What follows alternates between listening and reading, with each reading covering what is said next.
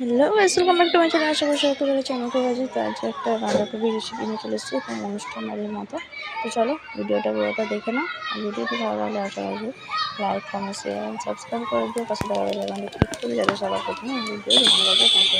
তো বাঁধাকপি রান্নার জন্য প্রথমে কড়াই বসিয়ে তারপর তেল দিয়ে দিচ্ছি, তার মধ্যে শুকনো লঙ্কা, তেজপাতা আর গোটা জিরে ফোড়ন দিয়ে দিচ্ছি। এবার আলুগুলো দিয়ে দিচ্ছি, দিয়ে একটু নাড়াচাড়া করে নেবো।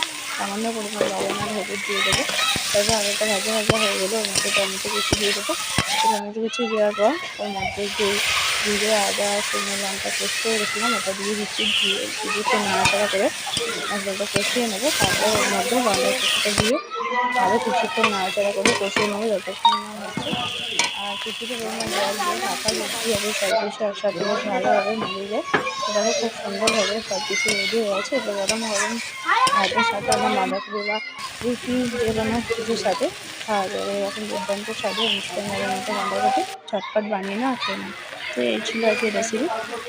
আজকের মতো এটুকু, টাটা।